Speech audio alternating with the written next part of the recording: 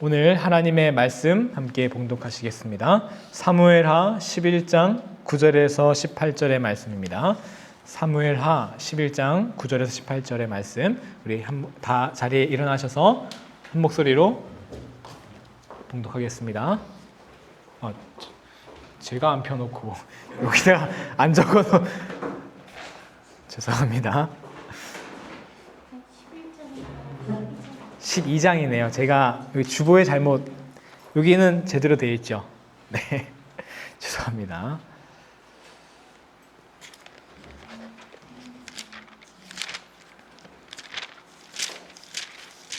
사무엘하 12장입니다.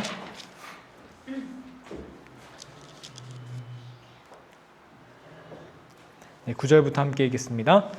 그런데 어찌하여 네가 여호와의 말씀을 업신여기고 나 보기에 악을 행하였느냐? 네가 칼로 햇사람 우리아를 치되 암몬 자손의 칼로 죽이고 그의 아내를 빼앗아 내 아내로 삼았도다.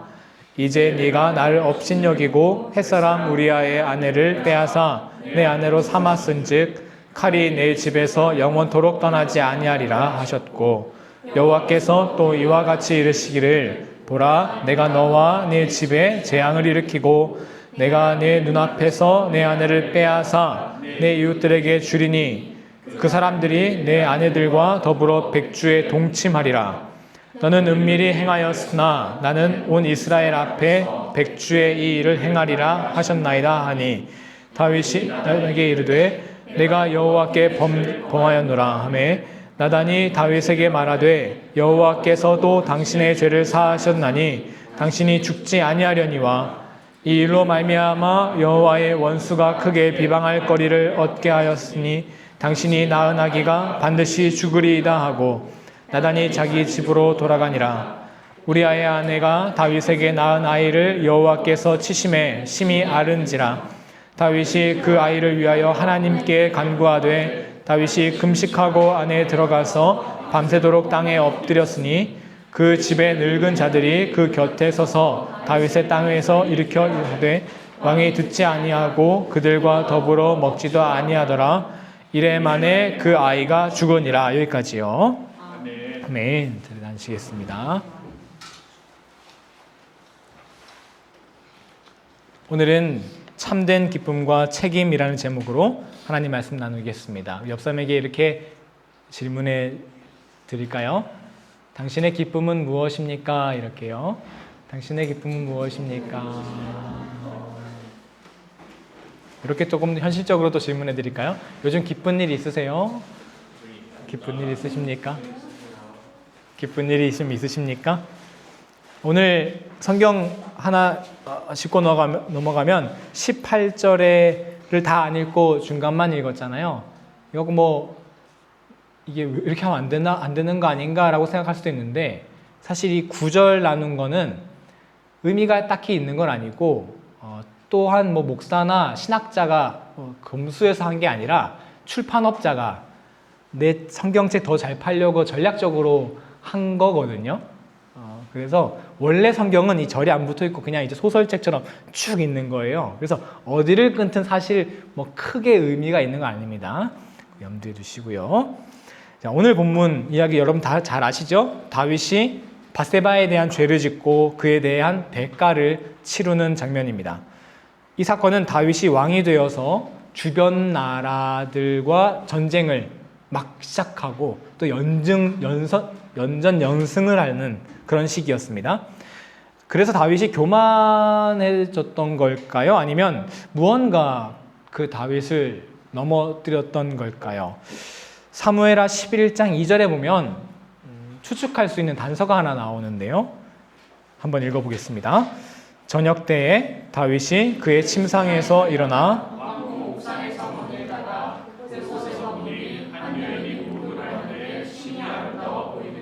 여기서 특이한 부분이 저녁 때에 침상에 일어났다라는 표현입니다. 침상에서는 언제 일어나야 되죠? 아침에 일어나야 되는데 조금 특이한 표현이 들어있죠? 정확한 이유는 알 수 없어요. 그런데 혹시 다윗이 조금 게을러졌던 건 아닐까? 왕으로서 바쁘고 치열한 시간을 보내다가 잠시 마음이 풀어졌던 것 아닐까요? 그 틈을 타 유혹이 찾아왔고 그 유혹에 다윗이 쉽게 무너졌던 것으로 추측해 볼 수 있겠죠. 성경은 반복해서 깨어 있으라라고 말합니다. 바로 이런 이유 때문이 아닌가 해요. 돈 문제나 여자 문제를 일으키는 목사들 혹은 공직자들을 보면 그들이 뭐 진짜 아주 나쁜 사람이어서만 그랬겠습니까? 그들이라고 내가 언제 나쁜 짓 저지르기 위해서 높은 자리에 올라가야지, 더 큰 교회 만들어야지 이러진 않았을 거란 말이죠. 그래도 어느 정도 잘하고 뭐 훌륭한 사람이었지 않겠습니까? 옹호하고 싶은 마음은 하나도 없지만 아마도 다 오늘 다윗처럼 순간의 유혹을 이기지 못한 것이겠죠. 그래서 저는 이 사무엘하 11장 2절이 다윗이 단순히 낮잠을 잤다는 행동의 묘사가 아니라 바로 다윗의 영적인 밤, 깨어있지 못한 영혼의 잠의 상태라고 해석을 합니다. 다윗이 여러분 얼마나 멋진 남자였습니까? 골리앗을 무찌르고 얼굴도 미소년이었다고 나오죠? 그런데 이 밧세바 이전에는 다른 유혹이 없었겠습니까? 왕 되기 이전에는요, 왕보다 더 인기를 누렸잖아요. 그 이스라엘의 절세 미녀들이 얼마나 어필을 했겠습니까? 그런데 그런 일이 안 일어났잖아요. 다윗은 언제나 유혹을 뿌리칠 수 있었고 늘 그래 왔던 사람이었습니다. 그런 그도 잠시 깨어있지 않았을 때 그 잠시 유혹에 넘어간 것이지요. 우리는 이 이야기를 통해 먼저 우리가 왜 항상 깨어서 기도하고 말씀을 마음에 새겨야 하는지를 돌아볼 수 있어야 합니다. 오늘 이야기는 단순한 유혹의 실패에서 끝나지 않습니다. 그는 유부녀를 범했고 그 죄를 감추기 위해 남편 우리아를 사실상 전쟁터에서 죽게 하는 살인죄를 저질렀습니다. 그 뒤 처리가 더 악질이죠. 아무 일 없었다는 듯 밧세바를 아내로 삼습니다. 하지만 정말 이런 행위들이, 우리의 잘못된 행동들이 없던 일이 됩니까? 하나님은 진노하시고 결국 다윗에게 책임을 지게 하십니다. 어떤 책임이죠? 바로 밧세바를 통해 낳은 그 다윗의 아기가 낳은 지 얼마 안 돼 죽습니다.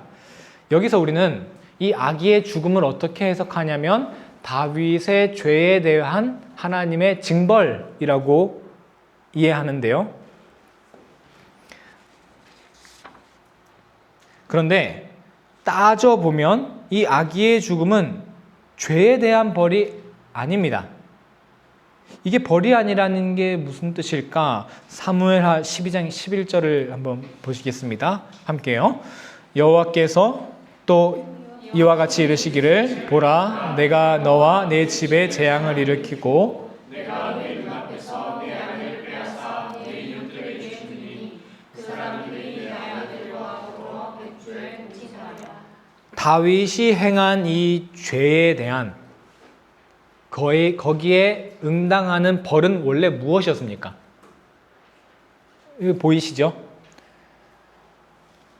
아기의 죽음이 아니라 아내가 수치를 당하는 일이었어요. 그리고 여러분, 고대 전쟁에서 패배한 왕의 아내들 있잖아요. 제일 중요한 승리한 왕의 전리품이었습니다. 그렇죠?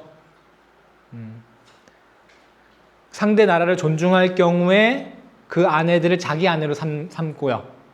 모욕을 할 경우에는 그 아내들을 일반 사람들에게 수치를 당하게 버려두는 것. 이게 고대 전쟁의 전리품 문화였습니다. 그러니 하나님이 원래 생각하신 벌은 단순히 밧세바가 다윗의 어떤 아내가 수치를 당하는 것으로 끝나는 게 아니라 다윗은 물론 다윗의 나라 이스라엘이 다른 나라에 수치를 당하고 무너진다라는 뜻이었던 거예요. 다윗이 아예 무너져 버린다라는 그런 벌이었던 것이죠. 그런데 나단 선지자의 말씀을 듣고 다윗이 회개를 합니다. 13절을 보겠습니다. 읽어보겠습니다. 다윗이 나단에게 이르되 내가 여호와께 범죄하노라 하매 나단이 다윗에게 말하되 여호와께서도 당신의 죄를 사하셨으나니 당신이 죽지 아니하려니와. 그렇죠. 원래 죄는 다윗이 죽는 게 벌이라는 거죠. 그렇죠?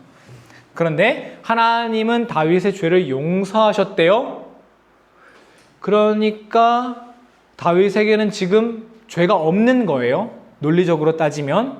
그러면 죄에 대한 벌은 없어야 하는 것인데 그럼에도 아이가 죽어요. 다윗이 용서를 빌었으니까 벌을 좀 낮춰주신 걸까요?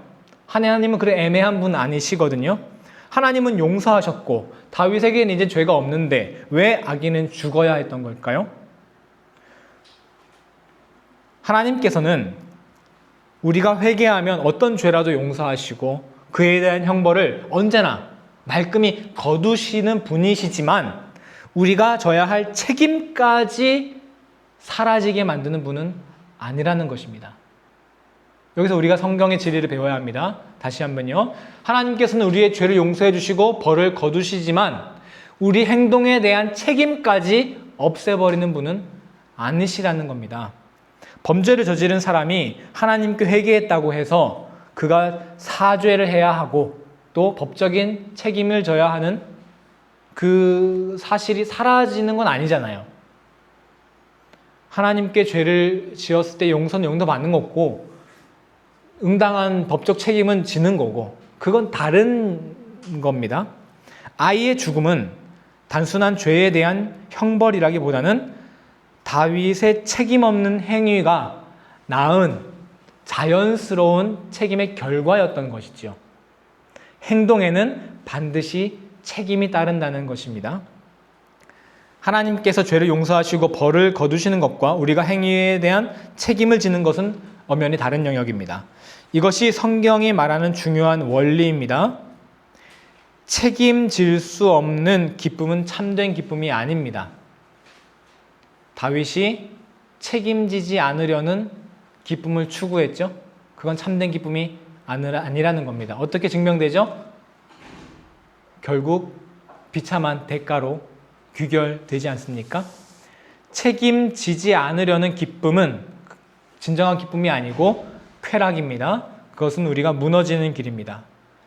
책임이 따르는 기쁨이야말로 진정한 기쁨, 진정한 행복입니다.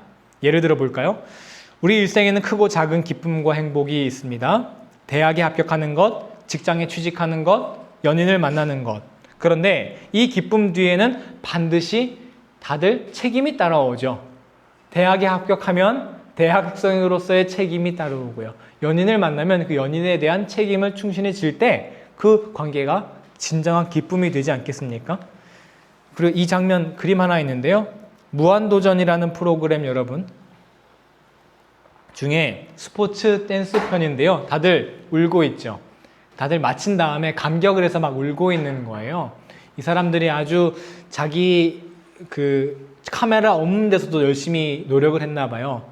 진짜 그 대회에 참여하려고 하니까 거기에 대한 책임감을 느꼈던 거죠. 그런데 유독 넘겨주시면 좀 이질적인 한 사람이 있어요. 이 사람이 전혀 울지 않고 박명숙 씨 넘겨주시면 눈물이 안 나는데 그럼 내가 어떻게 울어? 뭐 이런 식으로. 알고 보니까 이 사람은 별로 책임감이 없이 연습을 많이 안 했다는 거예요.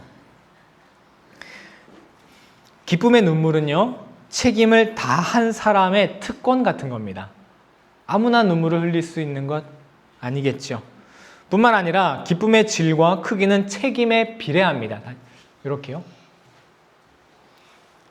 따라오는 책임이 클수록 큰 책임을 져야 하는 일일수록 그것으로 누릴 수 있는 기쁨이 크다는 겁니다. 반대로 책임을 지지 않으면 않을수록 그 기쁨은 참된 기쁨이 아니라는 거죠.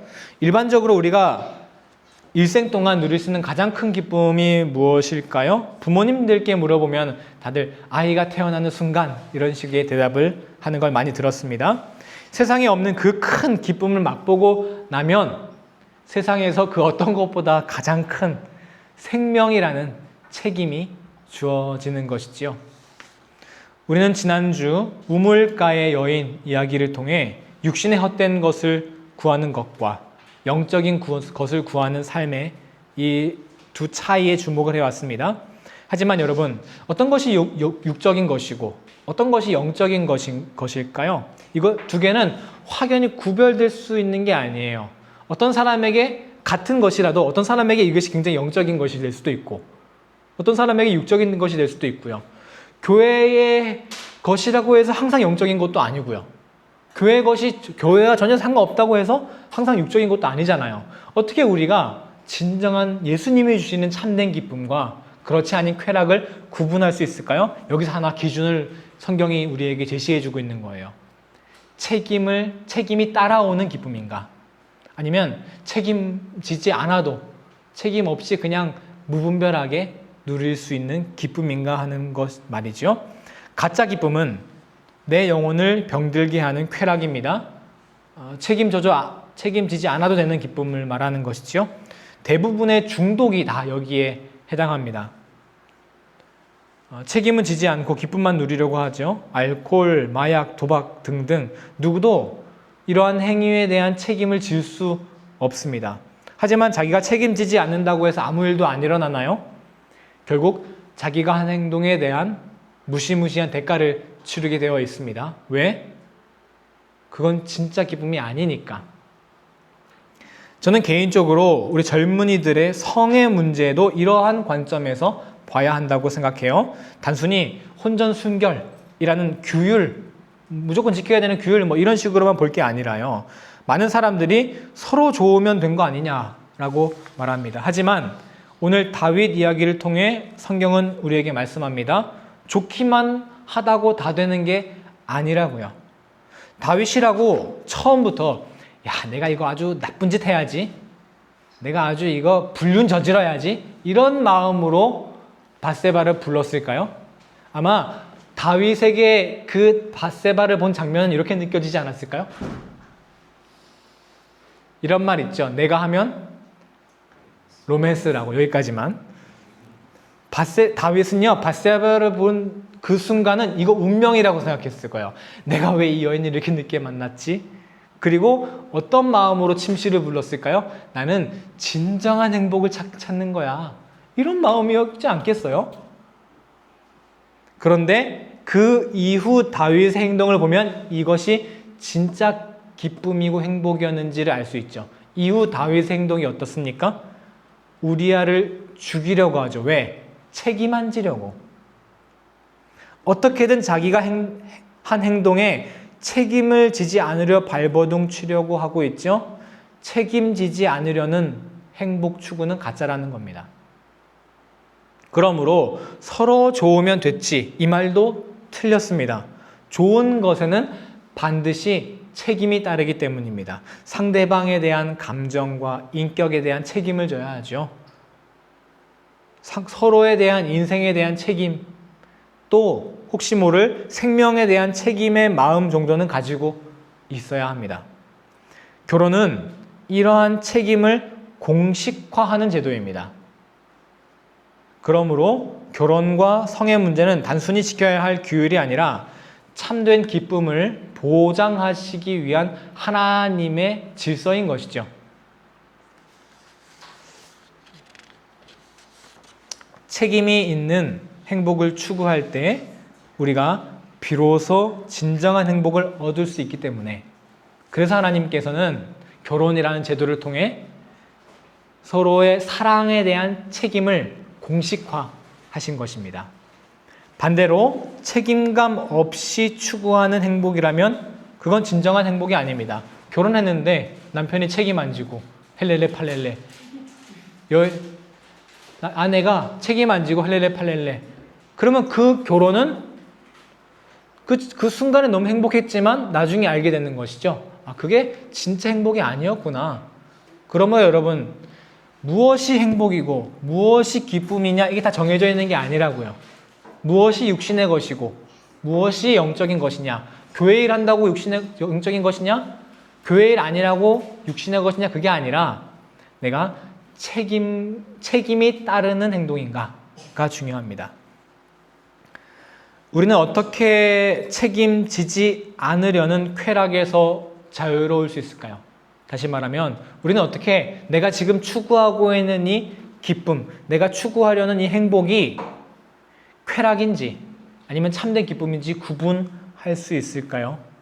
다윗을 통해 우리가 살펴봐야죠. 다윗은 어떻게 이 쾌락의 길에서 회개하고 돌아왔습니까? 사무엘하 12장 9절 함께 볼까요? 사무엘하 12장 9절 함께요. 그런데 어찌하여 내가 여호와의 말씀을 업신여기고 나 보기에 악을 행하였느냐. 다윗의 행위에 대한 평가, 하나님의 평가입니다. 뭐래요? 네가 하나님의 말씀을 업신여겼구나. 자, 정리합니다. 다윗이 책임지지 않으려는 쾌락을 추구한 게 어떤 행위라고요? 하나님의 말씀을 업신여긴 결과. 왜 다윗이 책임지지 않는 행복을 추구하게 됐습니까? 왜 분별하지 못했습니까? 하나님의 말씀을 업신여겼기 때문에. 반대로 생각하면 되죠. 우리가 어떻게 참된 기쁨을 구별할 수 있습니까? 하나님의 말씀을 업신여기지 않고 소중하게 대할 때. 그때 비로소 우리는 책임지지 않는 쾌락을 구별해낼 수 있을 겁니다. 다윗에 들어온 밧세바가 얼마나 달콤했을까요? 책임 없는 쾌락은 너무나 달콤한 얼굴을 하고 찾아옵니다. 여러분, 니코스 카잔차키스의 그리스도 최후의 유혹이라는 소설이 있습니다. 그곳에 보면 천사가 나타나서 예수님을 유혹합니다. 야, 네가 어떻게 세상을 구해? 내려와. 너무너무 세상 정말 편하거든. 근데 그 천사가 어떤 모습을 하고 있냐면 너무나 아름다운 모습을 하고 있어요. 알고 보니 그것이 사탄이었습니다. 사탄은 너무나 아름다운 모습을 하고 우리에게 찾아온다는 것이지요. 하지만 반대로 책임은요, 별로 좋은 모습이 아니잖아요. 달콤한 모습이 아니잖아요. 그래서 우리가 순간순간 유혹에 넘어가기 때문에 더욱더 우리가 말씀에 더욱더 깨어 있어야 한다는 것입니다. 그 말씀이 우리가 책임지지 않으려는 쾌락을 분별하게 해줄 것입니다. 그러므로 하나님 말씀에 늘 깨어 있어서 책임질 줄 아는 참된 행복을 추구하셔서 예수님 안에 참된 기쁨과 평화를 누리시는 여러분 다 되시기를 예수님의 이름으로 간절히 축원합니다. 기도하겠습니다. 우리 찬양 먼저 하겠습니다.